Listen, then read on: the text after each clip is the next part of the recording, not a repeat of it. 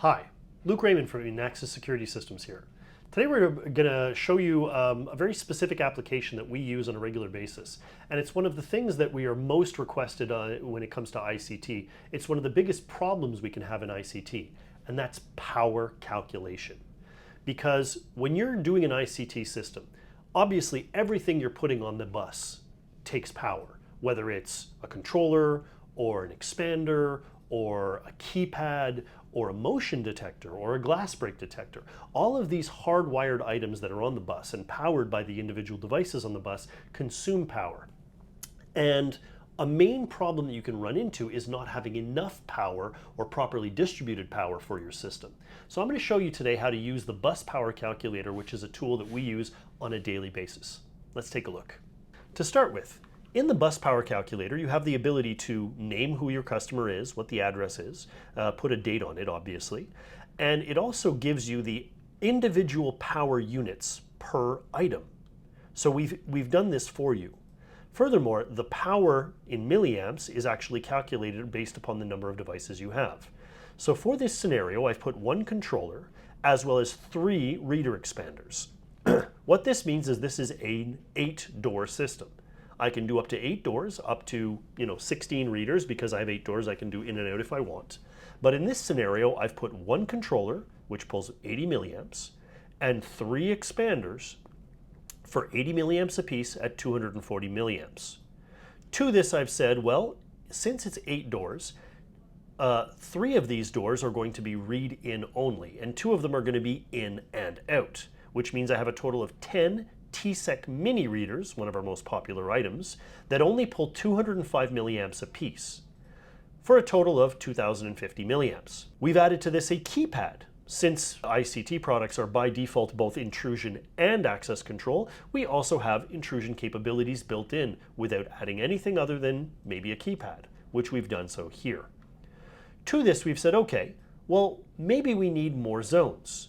We've added a zone expander, 16 zone expander for an additional 80 milliamps. We've then said, okay, what else on the bus is going to pull power? Well, we've got request to exits, 6 of them.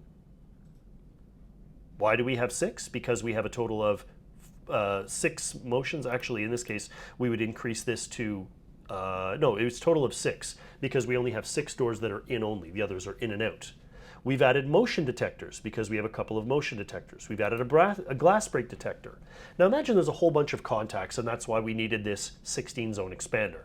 So here we have a whole bunch of intrusion devices, each with its basic power calculation, and each fully calculated for the number of devices we have. Keep in mind that when we're doing this, each individual manufacturer's device might vary from what the calculations we have here. So just because we've put 40 milliamps, for example, as a motion detector, doesn't mean your motion detector will pull 40 milliamps. It might pull more, it might pull less. And you as an integrator, as a calculator, are going to need to go into this specific motion detector or request to exit or glass break and figure out how much it's actually pulling to do a proper calculation. We've only given you averages. Once all of this is done, the power calculator then says, okay, based upon this, well, how much power do I need? We always say that you should never overtax the power supplies. Calculate 75% maximum. Now, why do we say 75%? Because there can be fluctuation. There can be peaks and valleys when it comes to voltage. And 75% is a good rule of thumb in order to ensure that you're never overtaxing the power supply on a peak hour or when there is peaks in the power pole. So calculate about 75%. So in this case, I've put one 2 amp power supply onto it. It pulls 140 milliamps, but the reality is, even though it's pulling its own power, it's also adding 2 amps total, which means I'm pulling a total of 3,085 milliamps, and my 2,000 available is obviously way, way, way below. The expectation is that I have 4.114 milliamps, and it tells me it's under. So what I'm now going to do is I'm going to say, okay, in order to properly control this, I'm going to put 0.2 amps. Instead, I'm going to put 2 of the 4 amp power supplies.